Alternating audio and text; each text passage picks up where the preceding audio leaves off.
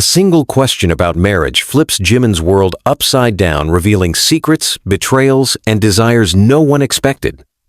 "Are you planning to get married anytime soon, Jimin?" The question fell like a thunderclap in the silence of the press room, slicing through the artificial smiles and well-rehearsed answers. The air turned electric. Cameras clicked, pens froze mid-scribble, and for a moment, the usually unshakable Jimin blinked just once. But the flicker of emotion behind his eyes sent shockwaves through everyone watching. He wasn't prepared for that question. Not today. Not here. The soft hum of the air conditioner suddenly felt deafening.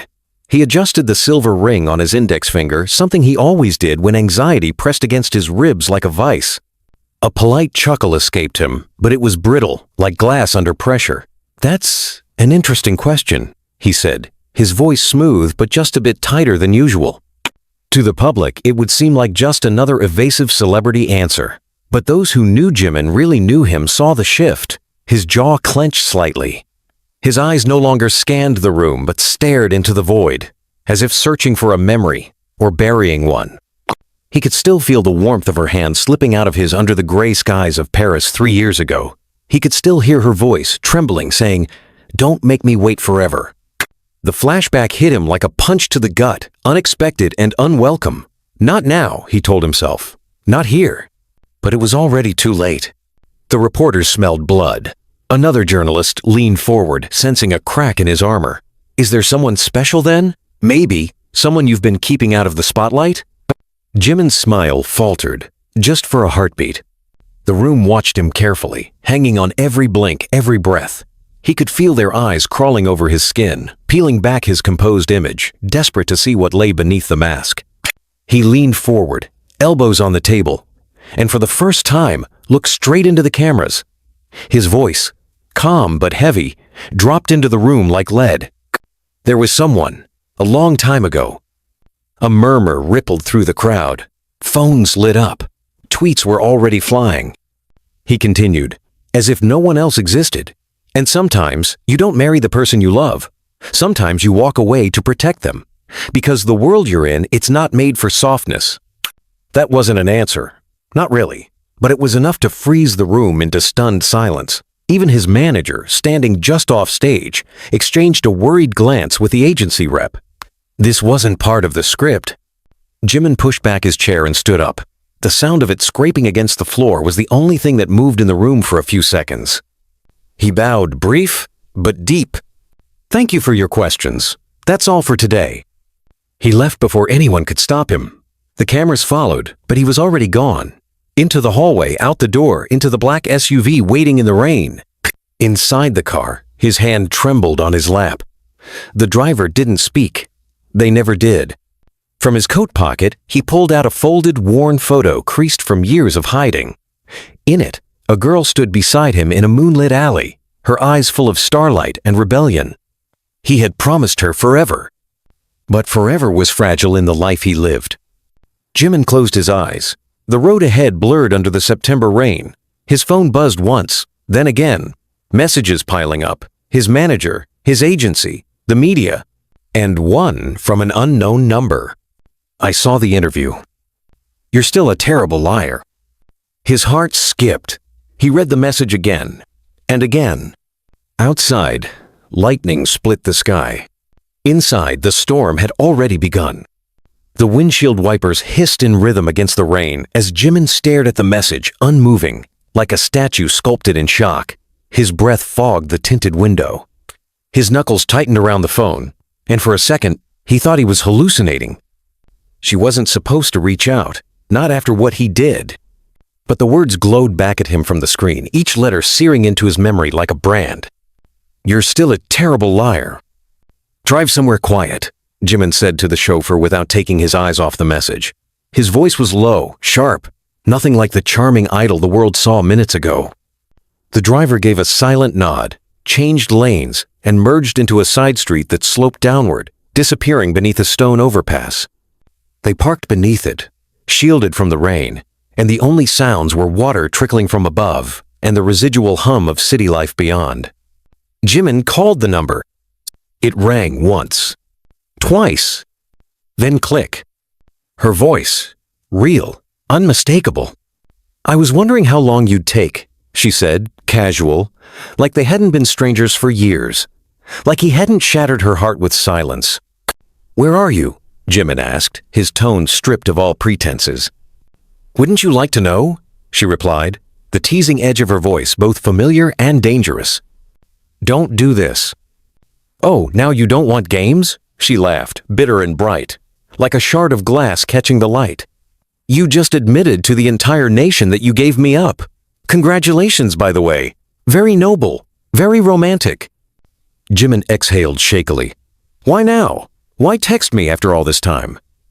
There was a pause on the line, a breath, a crack in her armor.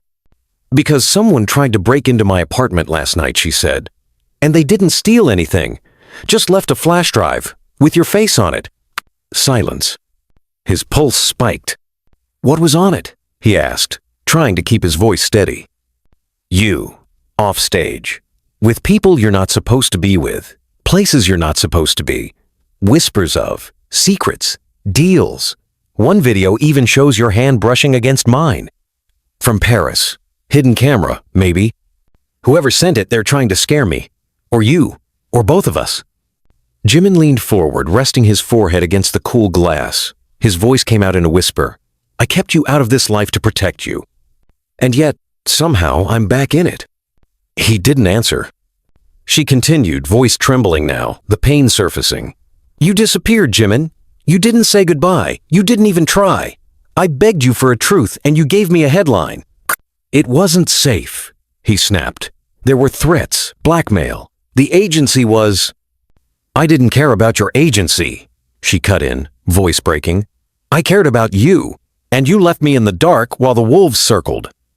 The line went quiet. Finally, she said, softer now, "Do you still write songs? The real ones, not the staged ones?" "Sometimes," he admitted. "Then write this down," she whispered. "You're not done running, but now they're running after me too." The call ended. Jimin sat back, feeling like the air had been punched from his lungs. Everything he'd buried was rising again like bodies pushed up by floodwaters. His phone buzzed again. This time, a message from his manager. "We need to talk. It's urgent.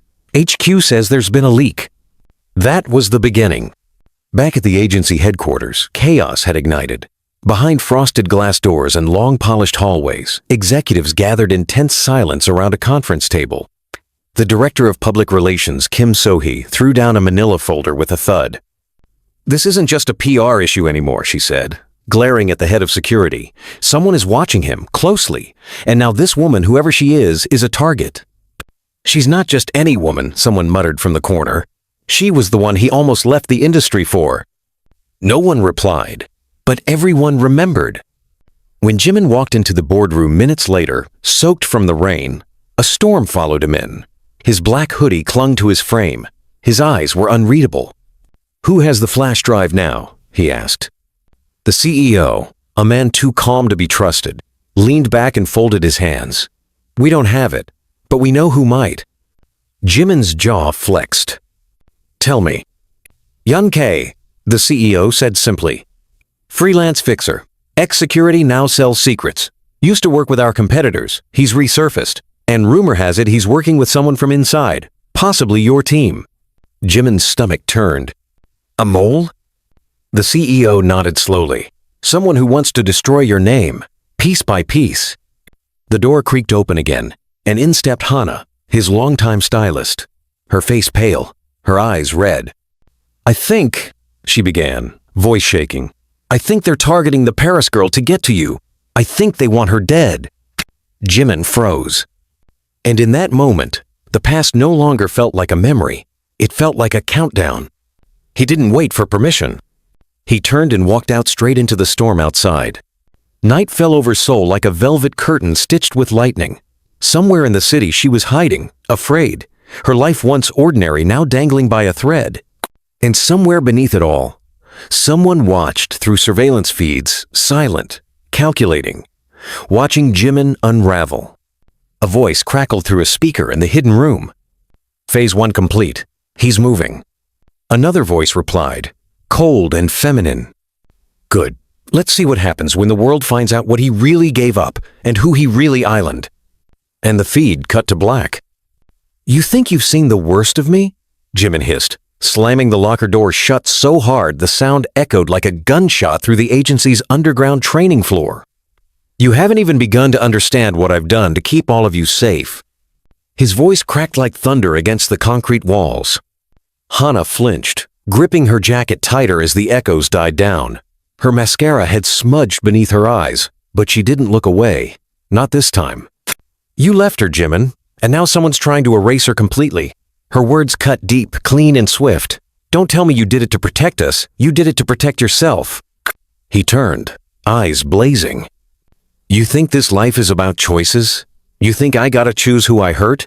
The moment I signed that contract, I became a product. And people like her, he paused, the word catching in his throat. People like her are just collateral if we're not careful. Then be careful now, Hana whispered, because you're losing control. And when you break, they'll use everything against you. The door opened behind them, a heavy step, a familiar voice. Jimin, Taesung, his personal security head, entered with his phone raised. You're gonna want to see this.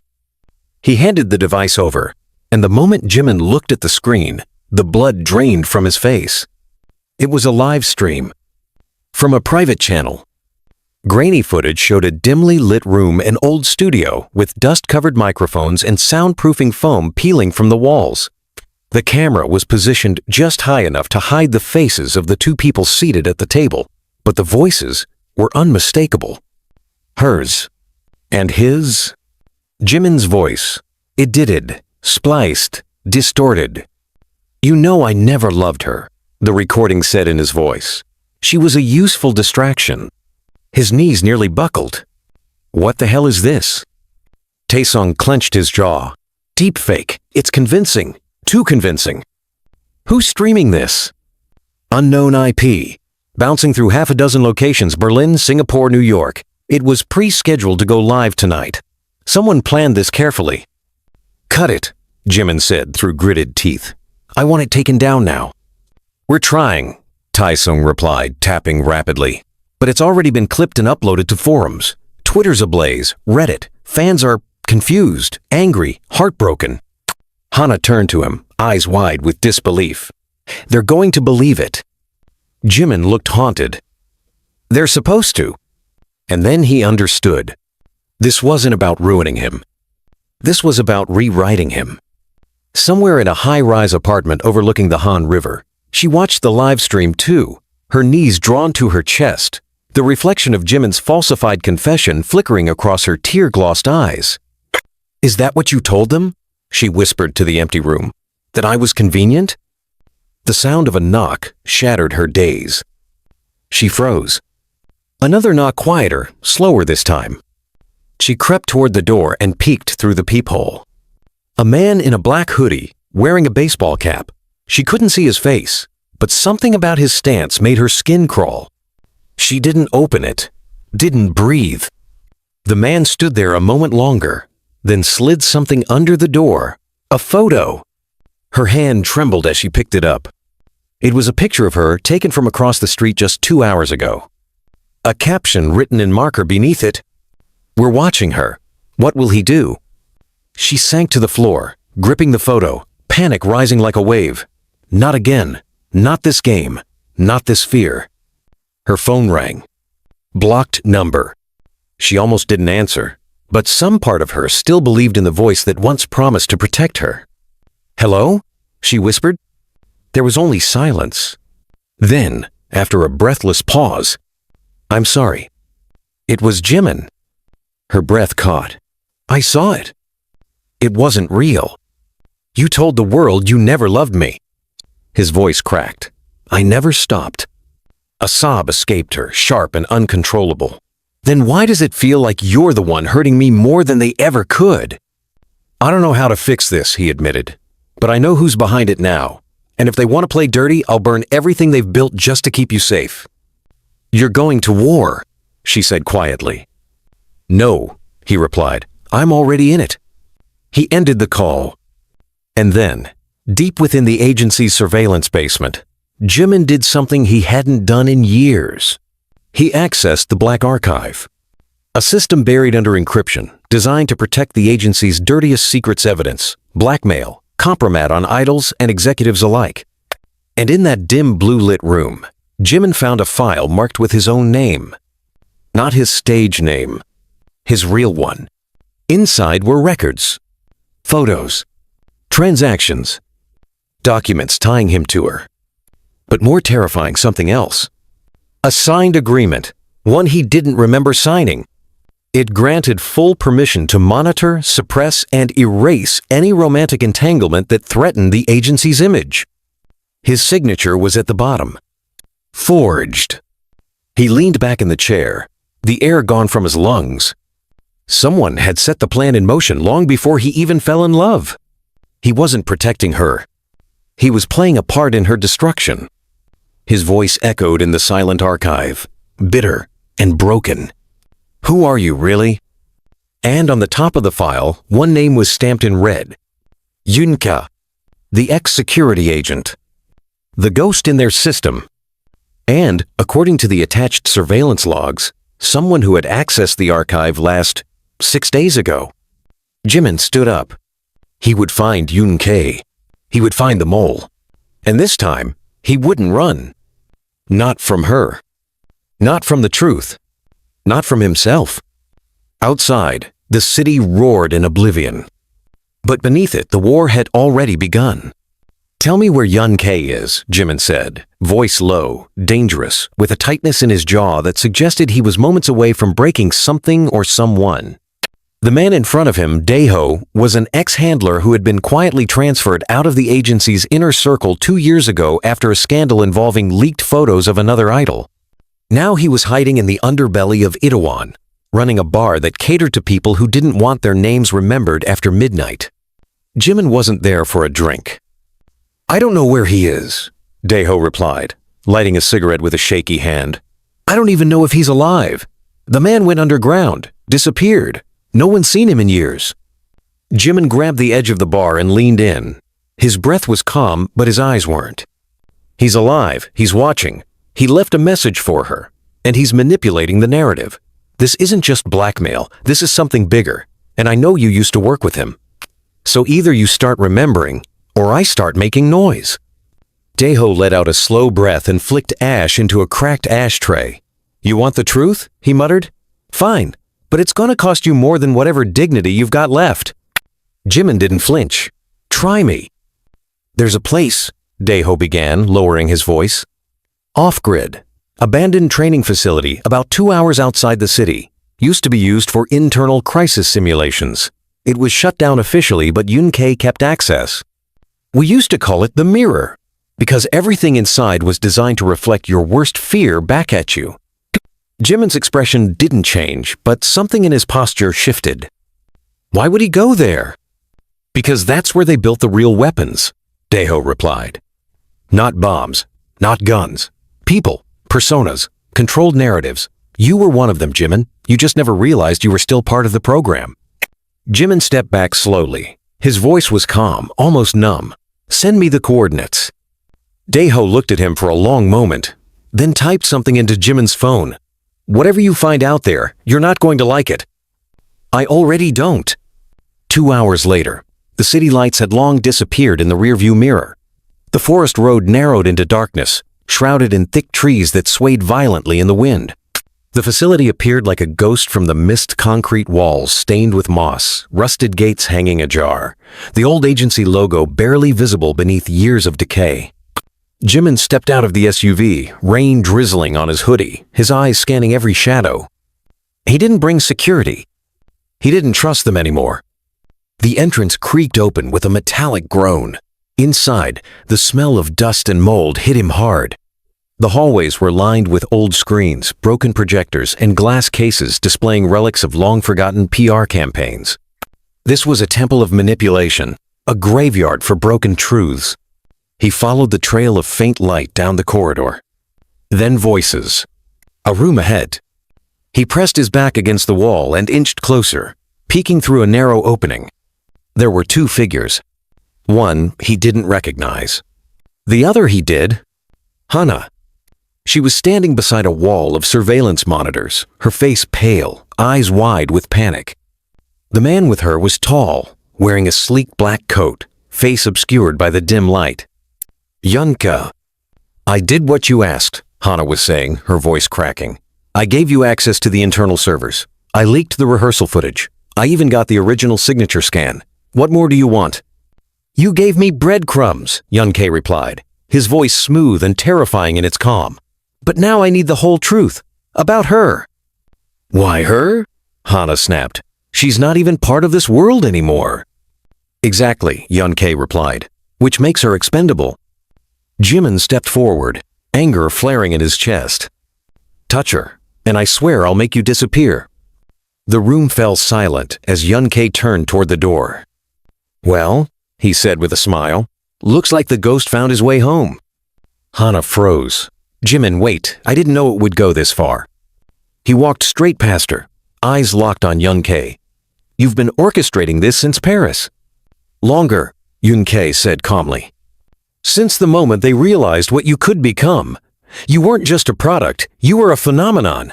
They needed you clean, untouchable. But you, he stepped closer, voice dropping. You fell in love, and that made you dangerous. So they forged my signature, made it look like I agreed to surveillance, erasure, everything.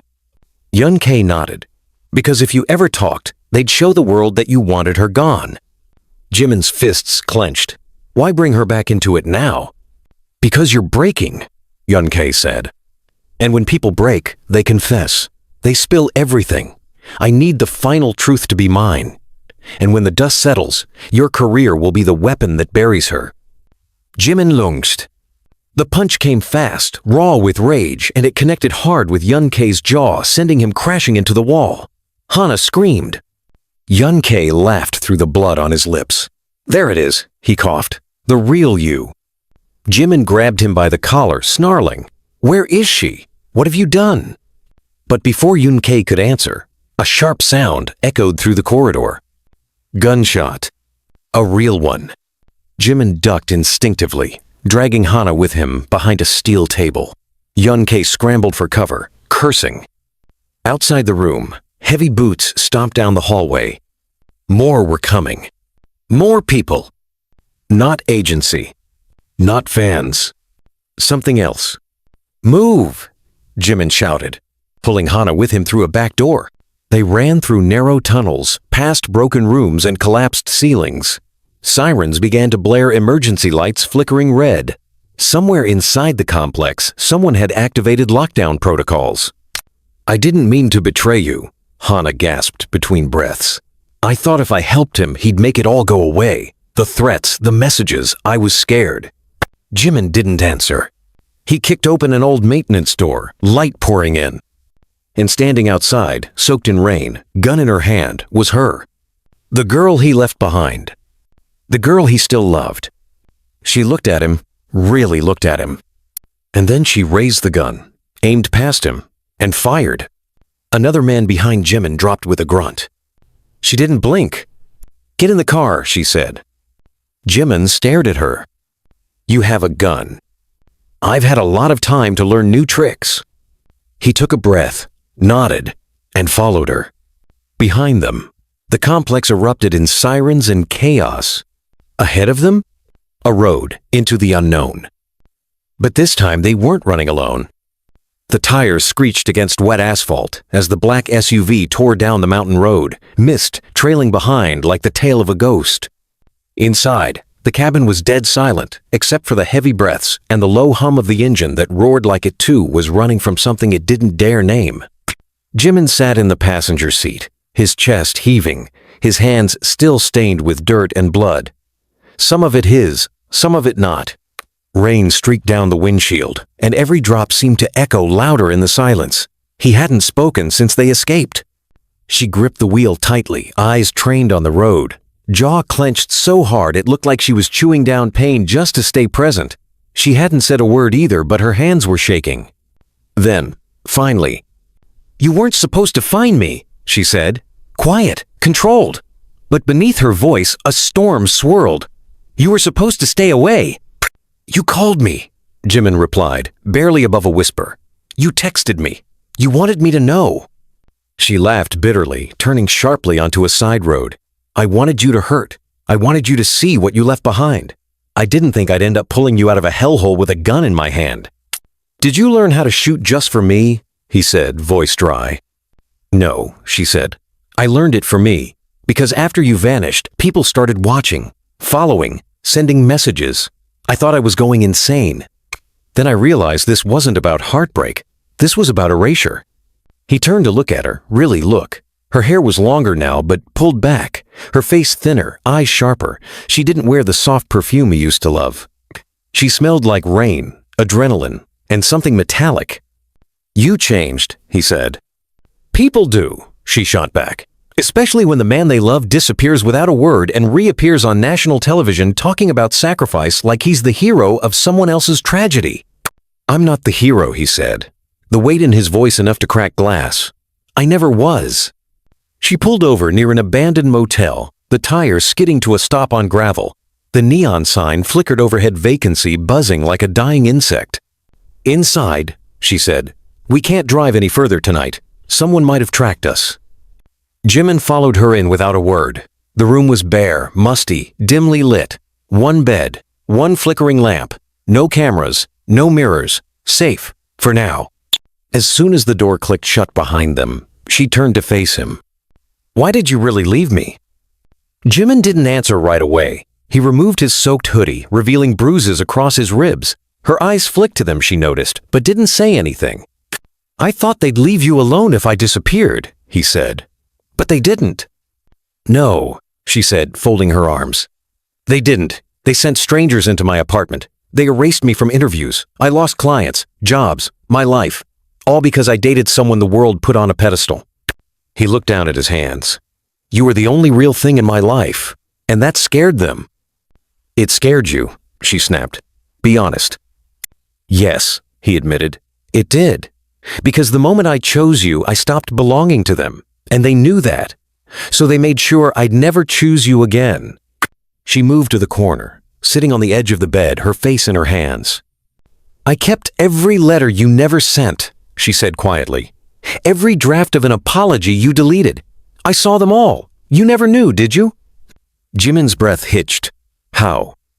Your agency's cloud wasn't as secure as they thought, she said. A friend found them. Hidden folders, password, protected emails, all your ghosts tucked into binary files. He sank to the floor beside the wall, leaning back, eyes closing for just a moment. They forged my consent to monitor you, he said. That file, the one with my name on it, it wasn't mine. But they made it legal. They made it truth. And now, Jungkook wants to finish what they started, she added. He wants to turn your image into a weapon and me into a footnote.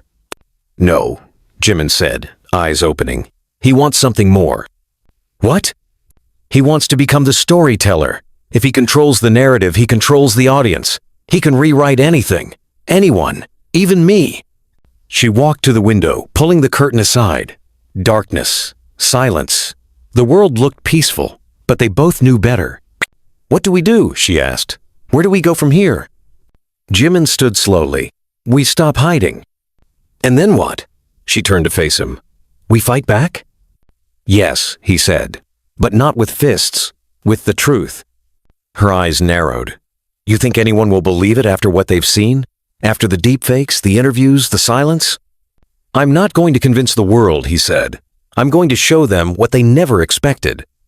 And what's that? The real me. A silence stretched between them, thick, unbearable. Then, softly, she whispered, and what if I don't recognize him anymore? He walked toward her, slow, unsure. Every step weighted with everything left unsaid over the years. Then I'll show you first. He reached into his pocket and pulled out the photo, the same one he kept folded since Paris. Her, under the streetlight, laughing, wild, free. I carried this every day, he said, placing it on the nightstand. Even when they told me to forget, even when I tried. She looked at it, her throat tight. I didn't ask you to be perfect, she said. I asked you to be honest. I'm ready now, he said. Outside, headlights swept across the parking lot. They both froze. The car passed without stopping. Still, they knew it wouldn't be long. Sooner or later, the past would catch up. But for now, just for one night, they weren't Jimin the idol, and she wasn't the erased lover. They were two people in a war they never asked for. Two people learning how to bleed and still stand. And in that silence, in that flickering light, he reached for her hand. And this time she didn't pull away. The morning sun broke through the cracked motel blinds, slicing through the darkness like a scalpel, revealing what the night tried to hide.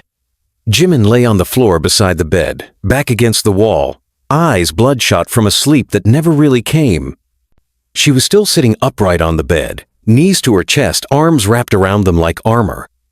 Neither of them had said much since the night before. There were no words big enough to cover the wounds, no apologies sharp enough to cut through the years they lost. But silence had a way of telling its own truths. "You're not going to survive this, you know," she said softly, her voice hoarse. "You go back into that world, after everything. They will eat you alive." Jimin looked up at her, blinking slow.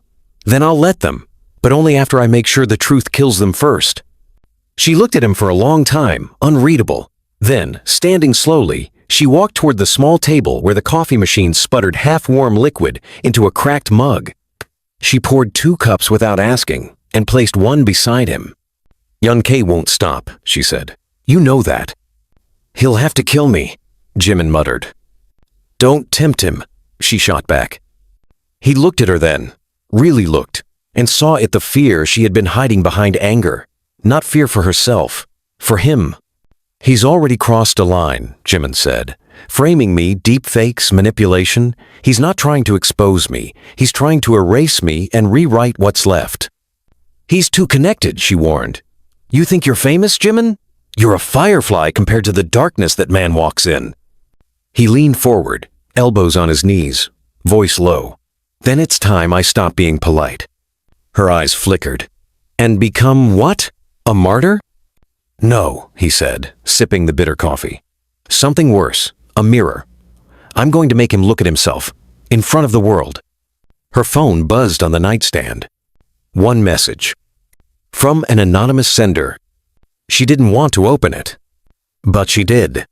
The photo loaded instantly. A still from a security cam. Jimin, outside a hospital, from years ago, looking shaken, haunted. A second photo. Her, the same day, different city. And the caption, "There was no coincidence.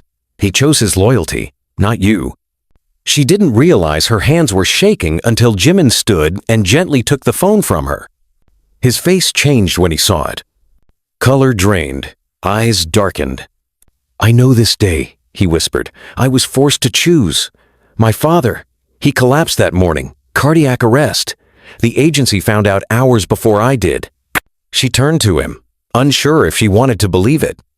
"They told me it was fake," he continued. "Said someone was trying to manipulate me through you. They showed me doctored messages, audio clips. They told me you were lying. I didn't know—" He choked on the words, fists clenched. "I didn't know they were keeping us apart on purpose. I thought I was protecting my father, and you were just collateral." She stared at him. "You didn't even call." "I wasn't allowed to," he said. "They locked my phone, confiscated my devices. Every time I tried to reach out, someone intercepted. Every line was traced, every message deleted." The room felt colder now. She moved away from him, needing space. "You left me thinking I didn't matter." "You were the only thing that ever did," he said. "But I was too stupid to realize they were pulling the strings until the damage was already done." Her voice cracked. "And now what, Jimin? You want to flip the script? Be a hero again?" He shook his head. "No, I want the truth to come out, even if it ruins me." Her shoulders slumped. She wiped her eyes and looked away. "You're not the only one with truth to tell." He turned toward her slowly. "What do you mean?" "I wasn't just followed, Jimin. I was recruited." He froze. "By who?" She hesitated, then pulled out a flash drive from a hidden pocket in her jacket. "I met someone a year after we broke up, a whistleblower, former agency analyst. Said he wanted to help me expose them, told me I had value, that my story could dismantle the entire system." Jimin narrowed his eyes. Young K? No, someone else, someone worse. He said he used to work with Young K before everything went sideways. He called himself Echo. Jimin blinked. I've heard that name. He said if I ever wanted revenge, all I had to do was activate this. She held out the flash drive. Inside are video logs, voice recordings, documents, the real contracts, the forged ones, surveillance footage, not just of us, of everyone. Jimin's breath caught. Why haven't you released it? Because once this goes public, she said, people will die. Not metaphorically, literally. This file implicates CEOs, government officials, major shareholders. It's not just about idols. It's about how the entertainment industry is being used to control culture, politics, even elections. He sat down slowly, the weight of it all hitting him like a tsunami. You've been sitting on a revolution. I've been sitting on a bomb. He looked up. Then why tell me now? She met his eyes. Because I don't want to carry this alone anymore. A beat of silence. Then, Jimin reached for the flash drive and placed it between them on the table. What's the plan? She asked. He looked at her with fire in his eyes. We give the world the truth they never wanted. And if they come after us? They already are. They stared at each other. In that moment, there was no more room for hesitation. Only war. Only truth. And the knowledge that once the first domino fell, nothing would be the same again. The hotel television flickered to life with a grainy hum, casting cold light across the room. A familiar face filled the screen. Jimin, sitting rigid in an old interview from 5 years ago, smiling in a way that was never real. The subtitles rolled across the bottom. Love, I'm too focused on the music. He remembered the moment, remembered the way the lights blinded him, the way the PR director sat just off camera, hand clenched into a silent warning if he veered off script. Every word in that interview had been fed to him.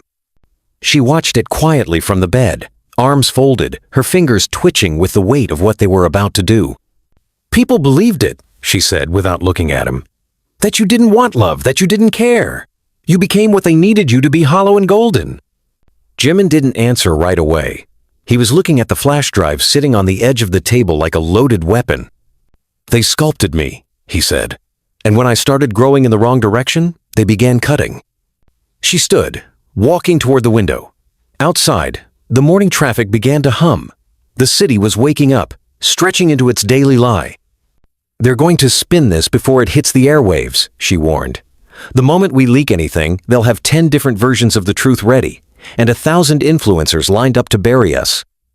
I don't care, Jimin said. We don't need to win the narrative, we just need to shatter the illusion. He opened his laptop, fingers flying across the keyboard as he accessed an encrypted server. She leaned over his shoulder, eyes narrowing. You still have access to BabbleNet? She asked. He nodded once. They never revoked my keys. They didn't think I was dangerous. She smiled bitterly. They thought you were loyal. They thought wrong. He uploaded the core files from the flash drive to a hidden folder, voice memos from secret boardroom meetings. Footage from a hidden room inside the agency's headquarters, where executives discussed idle rebranding strategies in terms that belonged more to military operations than entertainment. There was a video file, Jimin's former manager slamming a folder down, yelling about erasing her for the sake of Jimin's global image. And then, the final file. A 20-minute voice log from Young K, speaking candidly about the algorithm of narrative destruction. Jimin stared at it. This is the one, he said. This is the file that will burn them. He clicked upload. A loading bar appeared. They watched it in silence. 28%, 43%, 67%. Then the screen went black. Connection lost. Jimin swore under his breath, checking the router. It was dead. A second later, her phone vibrated. Unknown number. Stop, or we stop you. She dropped the phone as if it were toxic. They're watching us, she whispered. Even here.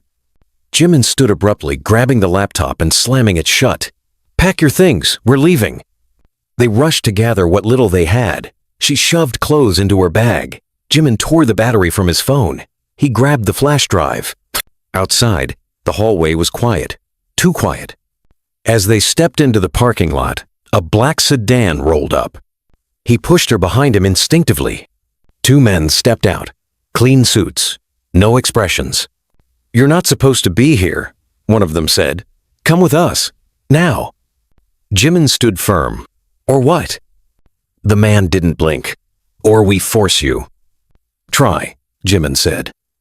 The first man lunged. Jimin moved fast, faster than she remembered. He ducked, twisted the man's wrist, and drove his elbow into his side. The second man reached for something in his coat. She didn't hesitate. She reached into her bag and pulled out the stun baton Echo gave her long ago. She jammed it into the man's thigh. He collapsed with a grunt, convulsing. They ran. Down the alley, through side streets, into the chaos of the city. They didn't stop until they were beneath the bridge where it had all started, the place Jimin first found her again. She dropped to the ground, gasping, heart pounding. "What now?" she asked, staring at the flash drive in his hand like it was cursed. He looked at her, his voice steady despite the fear in his eyes. "We don't upload it." She blinked. "What?" "We broadcast it." She frowned. "Live?" He nodded. "No spin, no delay, no edits. We go live. Let the world hear it all, see it all raw." "And who's going to stream it?" she asked. "You think any platform's going to host it?" He smiled faintly, that old gleam in his eyes again. "I know someone who owes me." Within the hour, they were seated inside a soundproof studio deep in Hongdae, walls covered in acoustic foam, lights dim, cables snaking across the floor. The host, Jiwoo, was an underground podcast legend, outspoken, rebellious, and too stubborn to be bought. "You're sure about this?" she asked, adjusting her headset. Jimin looked at her. "This is the last version of me they can't control." Jiwoo gave a thumbs up. "We go live in 3, 2. The on-air sign lit up. Jimin leaned into the mic. "My name is Park Jimin," he said, "and for the past 10 years, I've lived a lie." The chat exploded instantly. Thousands tuned in, then tens of thousands. He spoke without notes, without a script. He spoke of the contracts, of the surveillance, of the woman beside him, the one he was told to forget for the sake of a career he didn't own. Then he played the recordings.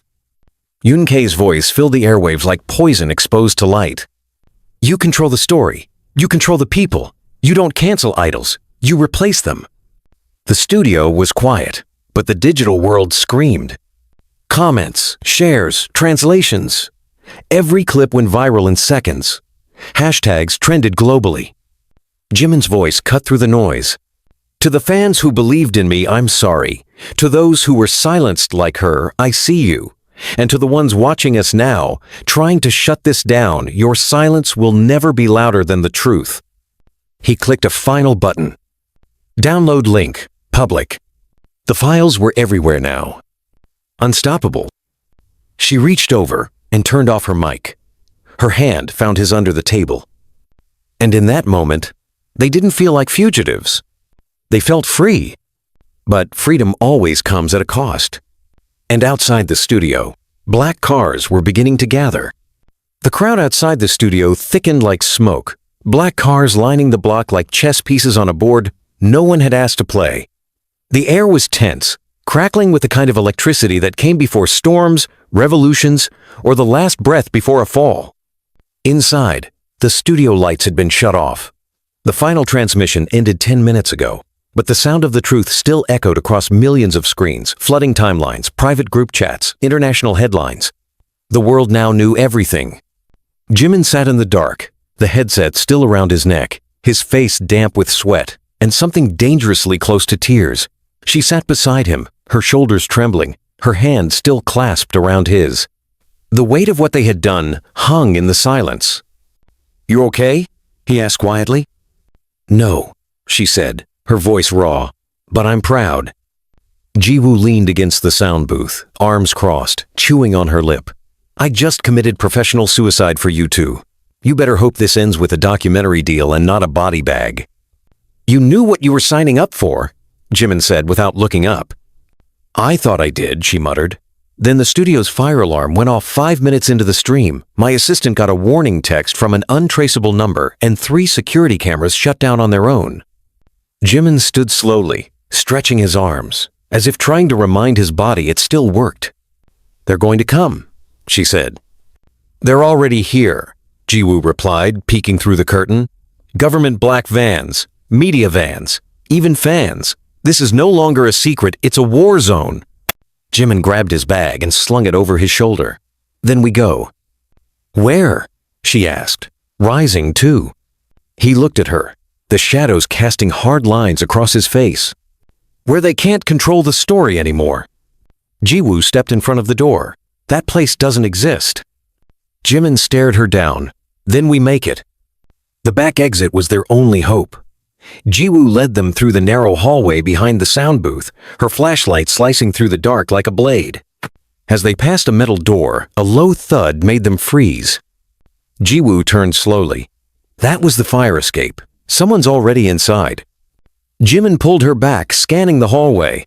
There was another exit one he remembered from his first time on this podcast years ago. A loading bay, sealed but not surveilled. They sprinted for it. Halfway there, the power cut completely. Darkness swallowed them. She gasped. Jimin caught her arm and pressed her against the wall. "Shh," he whispered. "Listen." Footsteps. Heavy, coordinated, moving in formation.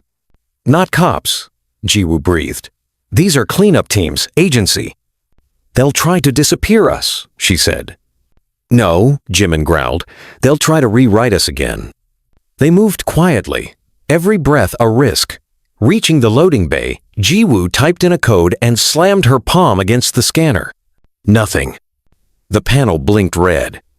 "System override," she whispered. "They've locked everything." Jimin clenched his jaw. "Plan B." "Which is?" He kicked the emergency crash bar. The steel door exploded outward with a scream of metal, the alarm blaring to life. Cold air blasted in. They ran into the alley, only to find 3 men waiting. Jimin didn't hesitate. He charged first, slamming into one of them with brutal force. She grabbed a trash can lid and swung hard at the second, catching him across the face. Jiwoo ducked and jabbed her stun baton into the third stomach. For a moment, they were clear. They jumped into a delivery truck that was parked with its keys still in the ignition. Jiwoo slid into the driver's seat. "No one say a word about the irony," she muttered, gunning the engine. The truck peeled off down the alley as more figures swarmed the studio behind them. The rearview mirror reflected the chaos men in suits screaming into radios, some pulling weapons, others already pointing cameras. "They're trying to paint us as traitors," she said, panting.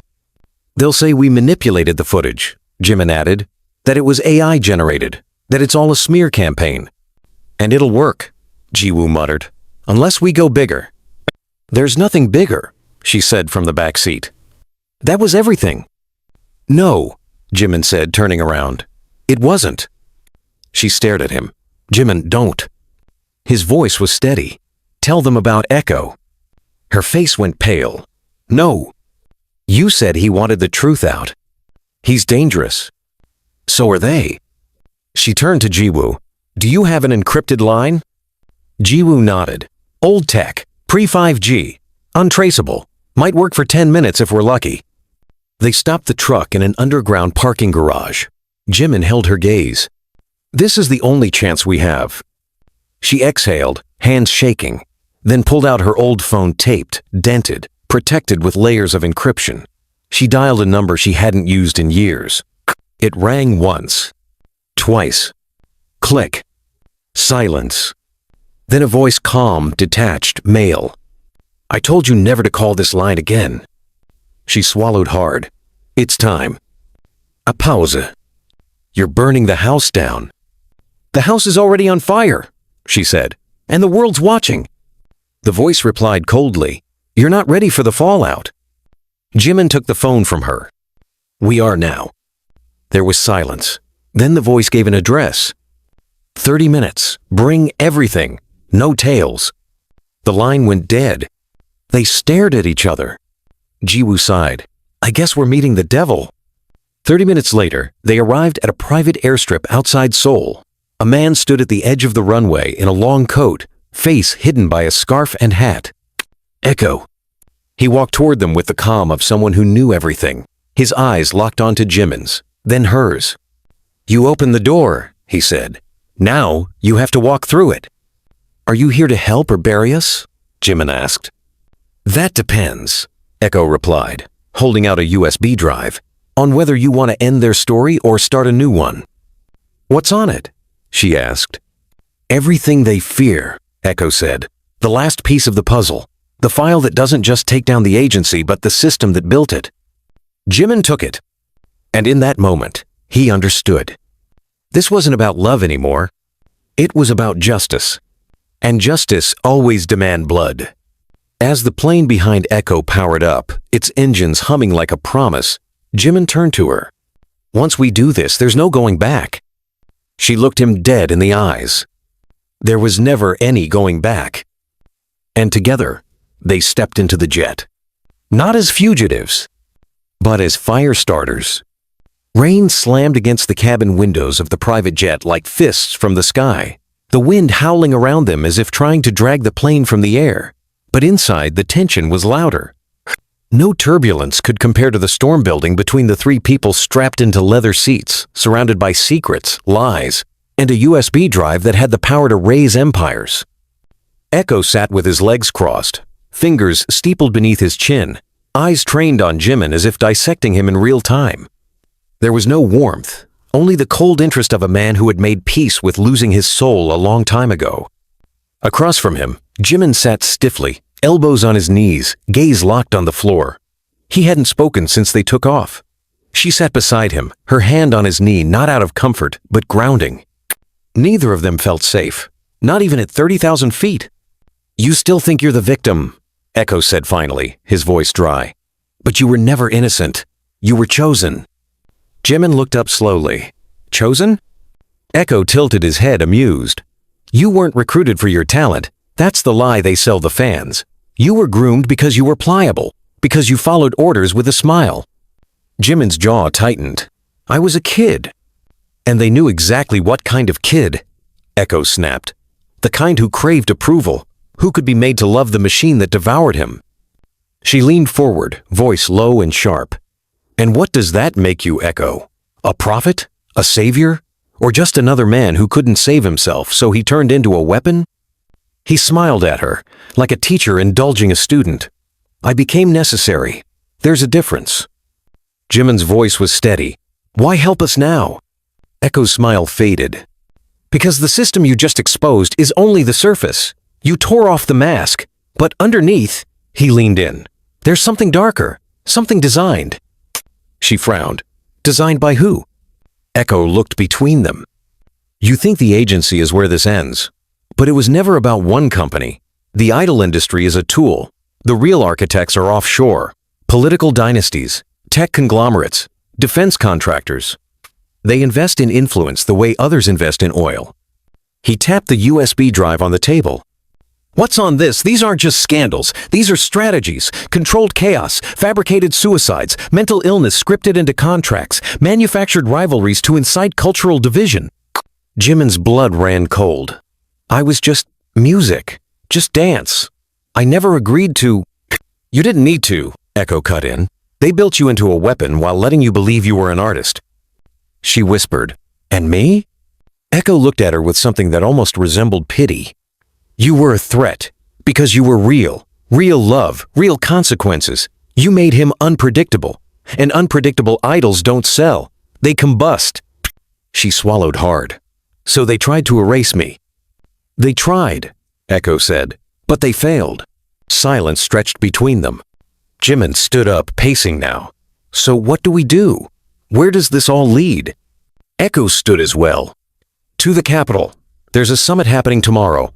Global leaders, industry giants, media heads. You leak this tonight. They bury it by morning.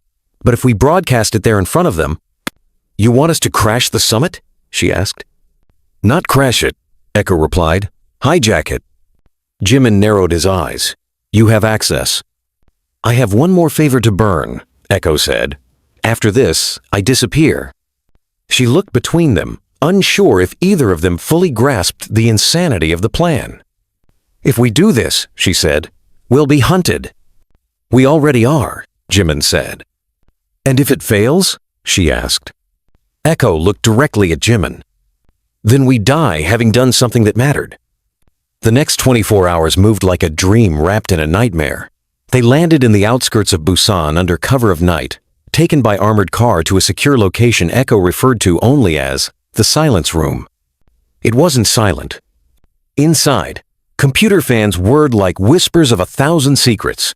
Screens displayed live security feeds of the Summit Center, schematics, facial recognition software, a war room built from scraps and vengeance. Echo laid it out clearly. A remote hijack of the summit's main projection screens during the keynote. 5 minutes of truth, no more, just enough to show the world everything before they could shut it down. 5 minutes? Jimin asked, incredulous. After that, Echo said, they'll hit the kill switch. You'll be labeled terrorists, public enemy. You'll lose everything. Jimin looked at her. She didn't flinch. It was never about keeping anything. 5 minutes is forever, she said. If you're willing to bleed for it. And he was. When the sun rose the next morning, the summit began as expected. Red carpets, smiles, shaking hands with cameras watching. Jimin, now clean-shaven and in a formal suit, moved through the security gate with a press badge borrowed from a sympathetic insider. She moved separately, dressed as a tech assistant, her hair tucked under a cap, a badge with a falsified name, Kang Haeon. They met near the control room, hearts racing. Once this starts, she whispered, we can't stop it. I don't want to stop it, he said. I want to burn it down. Echo's voice came through the earpiece. On my mark, Jimin, you'll step up and take the stage. Badge override engaged. They'll think it's part of the show. You'll have 2 minutes before they realize. And after that? Jimin asked. Run, Echo said. But Jimin didn't want to run. When the lights dimmed for the keynote, he walked to the stage like he had so many times before, but this time, not to perform, not to entertain, to reveal. The projector sparked to life behind him. And there, before the world's elite, Jimin's face filled the screen, not the idol, but the man. My name is Park Jimin, he began, and I'm not here to sell you a dream. He spoke clearly, powerfully, of the conditioning, the manipulation, the cover-ups, the suicides they called coincidences, the contracts laced with psychological destruction, the obsession with control. And then he played the videos. Gasps, murmurs, Outrage. On screen, they saw executives laughing about collapsing a teenage idol's career because she refused surgery. Footage of a boardroom plotting a smear campaign. A voiceover Jungkook talking about how easily the public swallows curated scandal. Cameras were shut off. Security rushed forward. But it was too late. The world had already seen. As guards dragged him off the stage, Jimin shouted one last thing. You'll try to bury this, but the ground remembers. She watched from the back, tears in her eyes, heartbreaking as he disappeared behind security doors. Echo's voice came through her earpiece. Transmission complete. Extraction window closed. Where's Jimin? She asked, voice shaking. They've taken him, Echo said. He's off-grid. Get him back, she said. But there was no reply. Only static. And the distant sound of alarms. She stood there, amidst the chaos, knowing the world would never be the same. And wondering if she'd ever see him again? The world broke open within hours. Social media platforms exploded, algorithms collapsing under the weight of real-time disbelief. Jimin's 5-minute broadcast was ripped, clipped, translated, and dissected in every language imaginable. Across the globe, fans wept. Critics raged. Governments issued carefully worded statements. Stock prices of major entertainment corporations plummeted. Lawsuits were drafted before dawn. In Seoul, outside the Summit Center, protests bloomed like wildfires raw, chaotic, unstoppable. And Jimin was gone. Vanished. She hadn't slept in 2 days. She paced the dark apartment Echo had secured for her, a temporary safe house overlooking the Han River, the skyline flickering in the distance like a dying pulse. The curtains were drawn, the windows locked. Her phone buzzed constantly calls from unknown numbers, messages from desperate journalists, even old acquaintances she hadn't spoken to in years. But none from Jimin. Not one. She stared at the empty chair across the room where he last sat, the coffee cup he never finished still sitting on the edge of the table. He had looked her in the eye that morning before the summit and said, "Whatever happens next, don't come looking for me." She hadn't said anything then. But now? She wanted to scream. The front door buzzed 3 sharp rings, a pause, 2 more. The code Echo had given her for emergency arrivals. She crossed the room, heart pounding. When she opened the door, Echo stepped inside like a shadow peeled off the night. "I told you I don't want news unless it's him," she snapped. "I didn't bring news," he said. "I brought a choice." He dropped a black envelope on the table. It was thick, heavy. She opened it. Inside was a photo grainy but unmistakably Jimin, handcuffed, head down, surrounded by faceless men in dark suits. Behind them, the logo of a private correctional facility. Not a prison, not a court, something worse. "A black site," Echo said. "Not officially on the map. Off-grid, government, adjacent.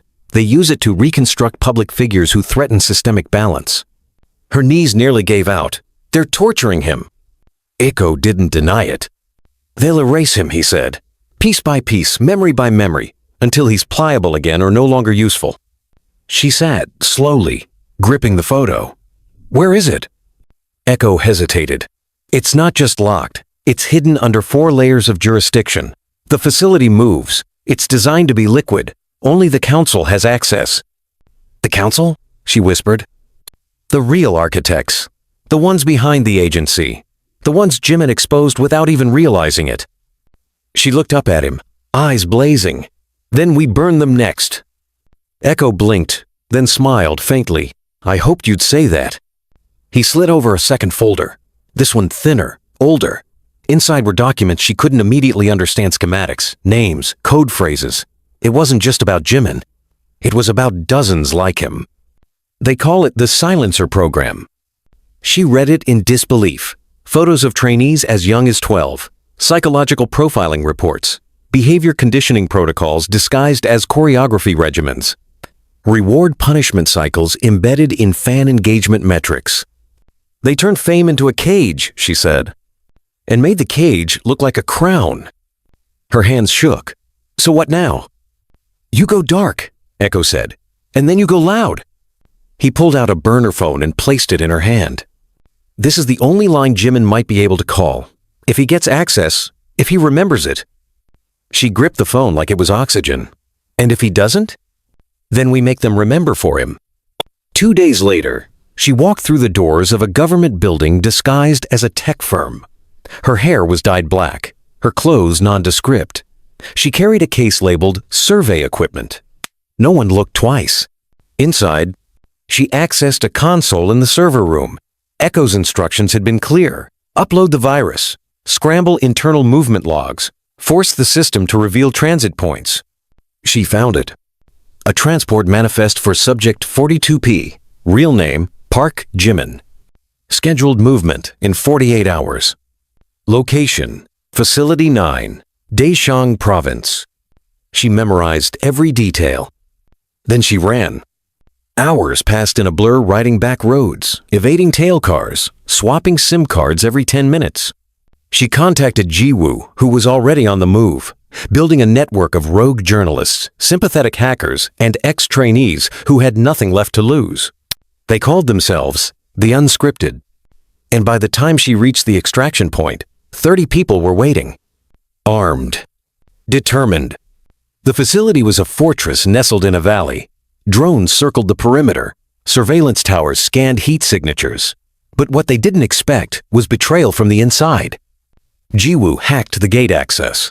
Another Unscripted had worked as a guard for a year waiting for this moment. They struck at midnight. Smoke bombs. Sonic pulses. Silent takedowns. She moved through the halls with nothing but adrenaline and a sidearm Echo had given her. And then she found him. Cell 14B. He was strapped to a chair, eyes swollen, cuts on his wrists, voice gone. But he was alive. She dropped the weapon and ran to him, pulling off the restraints. He blinked at her through fogged vision. I told you not to come, he rasped. She touched his face, tears streaming. And you knew I would. She helped him stand. He collapsed against her. Alarms were screaming now. But behind her, Jiwoo and the others held the line. They ran. Out into the cold. Into the night.